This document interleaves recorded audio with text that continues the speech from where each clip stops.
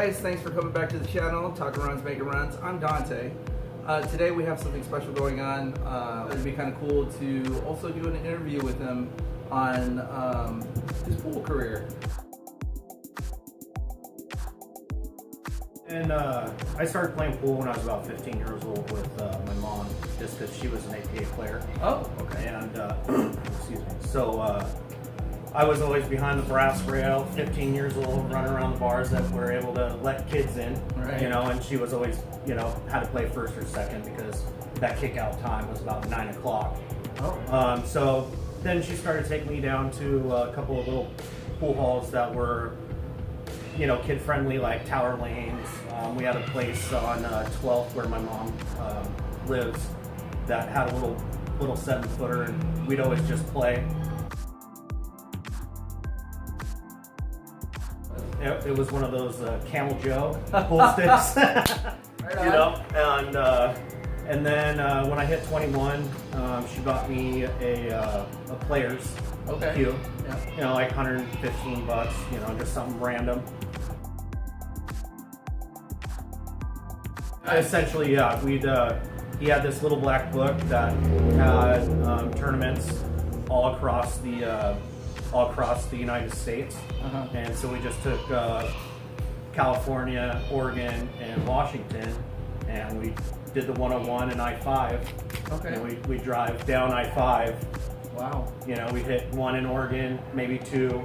If we won, we'd get a hotel. Right. And if we didn't, we'd sleep in the car. Sleep in the car, yeah. You have to play better players than you. You have to play people that you don't know, that you automatically think that are better than you. Right, right. And so that's kind of how that started. But then you start to get noticed. And then once you start getting noticed, then you start getting the special invites. Okay. And that's where you can, you know, slowly build up from going just an amateur player to getting into the professional field of it. I shoot with a 19 1/4 Shone. Shone. It's a 1992 model.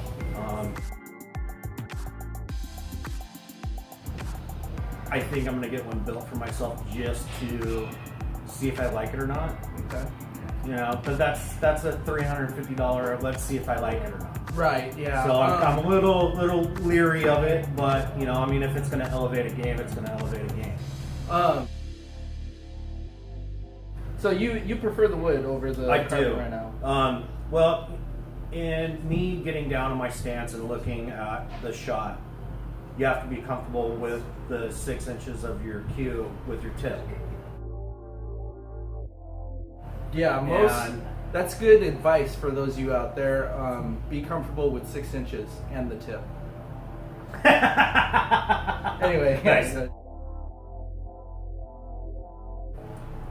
Well, so to get noticed, I mean, obviously, you know, you're making it to the finals. Okay. Connect with those people, get those people's information, you know, trade information.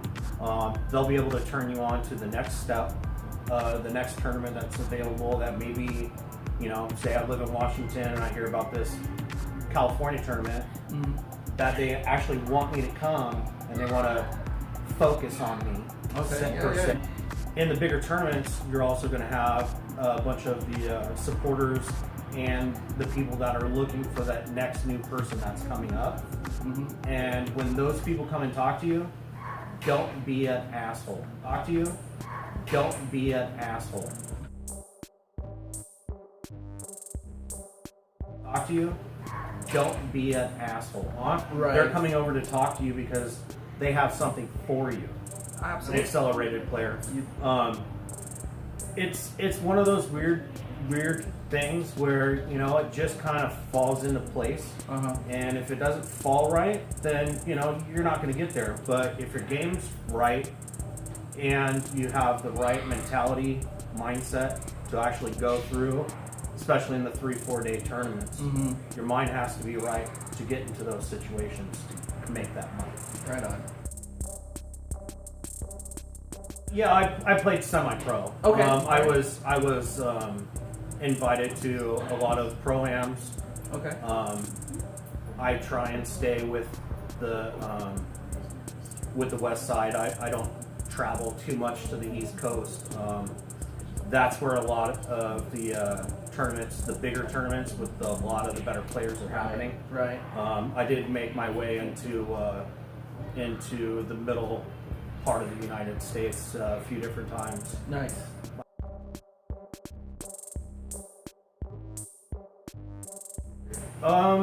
There's a few actually. Aside from me on a couple league nights. No, I'm just. Clark Smith. Y'all, yeah. Probably. We battled. I've worked for the man when he had malarkeys. Very methodical. Mm-hmm. I remember one time he 20-0'd me. Wow. And I think 8 innings, 6 or 8 innings. Yeah. The next time I played him, I 19-1'd him because Oh, I was so mad. Yeah. You know, I was just nope. If I can't make this shot 70% of the time, defense. Yeah. Shane Von Boning, very, very, very methodical player. Or Wayne Van Boning for some people. Yeah, I saw that. $1,000. Yeah. Yeah. Shane, a very humble guy. I got to play him in his hometown, Minot, North Dakota. Very methodical. I went 5-7 for a race of 7 with him.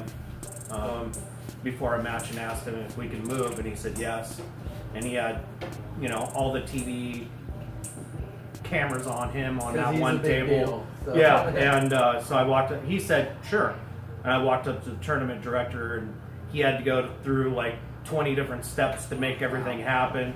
So what they do, they just jacked up the telescoping, tripod, focused it on another table, and we played on that one. That's awesome. Very easy to talk to, and really just a humble guy. Gino's a great shot. He's running APA, I think, out of King County. Yeah. He's another great competitor. Yeah, be a gracious loser before you can ever be a great winner, and I took that to heart. That's good advice.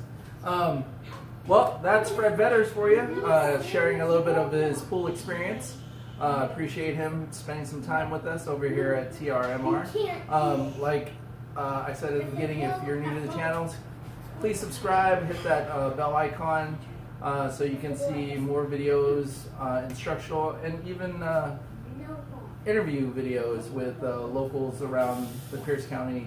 And maybe we might even get out further. So thanks a lot for watching. Fred, you got anything? Nah. Cheers. Thanks very much for having me.